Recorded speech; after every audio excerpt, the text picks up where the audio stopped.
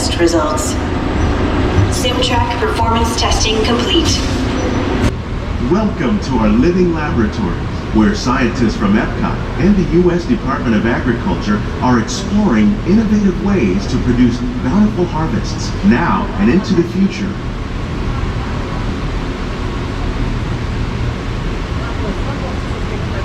The tropics are home to the greatest diversity of plants on the planet.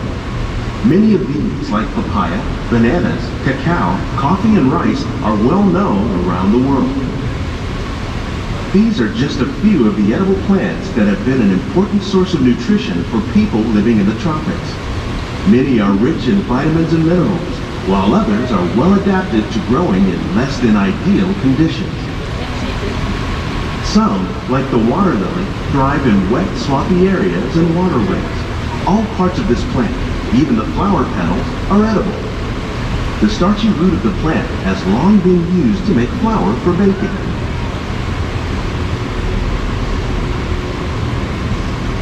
One day, many of these lesser-known tropical plants may be as important as the bananas growing on both sides of the boat. More than 28 million tons of bananas are eaten annually, making it the most popular fruit in the world.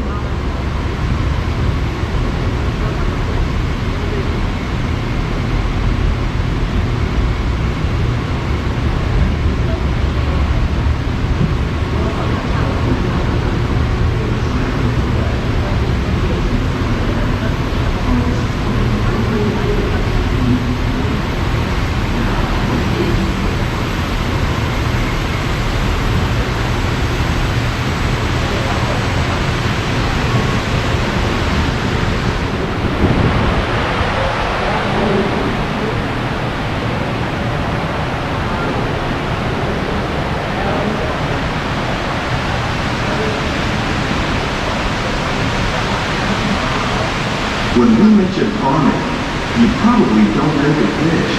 But fish farming, or aquaculture, accounts for nearly half of all the seafood consumed globally. Tilapia, bass, and catfish, like the ones you see here, are three of the more popular crops raised by fish farmers. The sustainable system we're using here recycles the water in the tanks. As a result, we're able to save millions of gallons each year. Our small fish farm produces nearly 5,000 pounds of fish each year to serve in restaurants around Walt Disney World. Innovations like this one can play an important role in our efforts to produce bountiful harvests and still protect natural resources.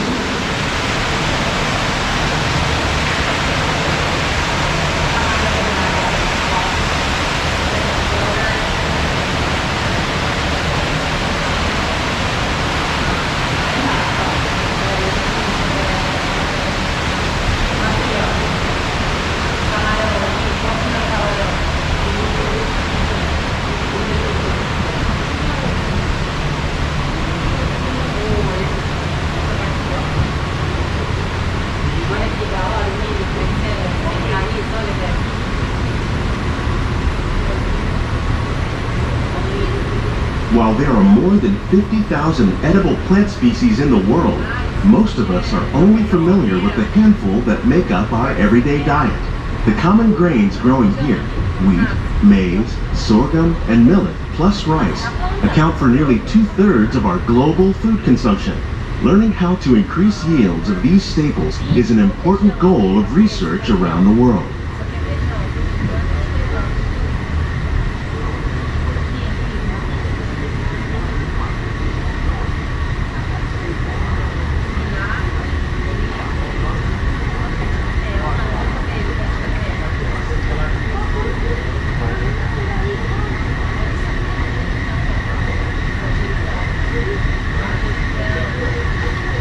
These plants are definitely on their way up.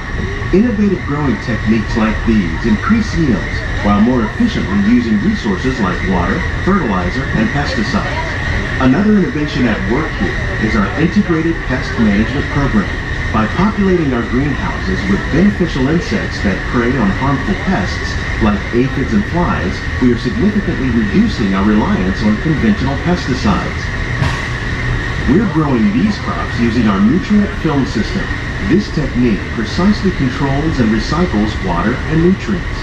With it, we can produce over 27,000 heads of lettuce a year in this one small area.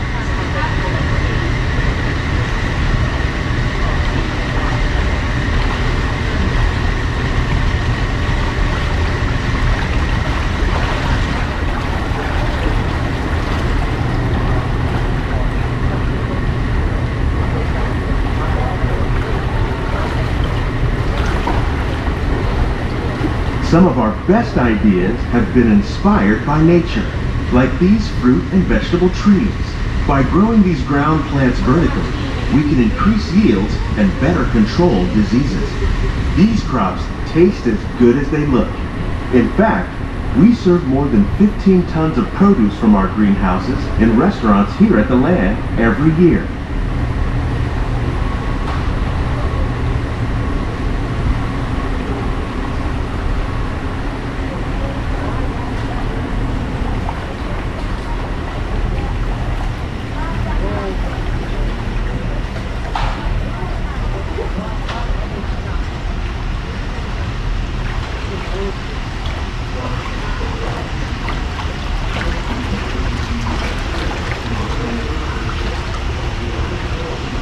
The future of agriculture may include innovative ideas like this vertical growing system.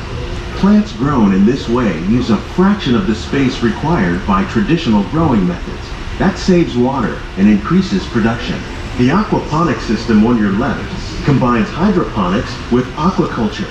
The fish provide a natural source of fertilizer for the plants, and the plants help keep the water clean for the fish. It's another great way to produce more while using less. In our lab, EPCOT scientists are working with the U.S. Department of Agriculture on a number of innovative projects.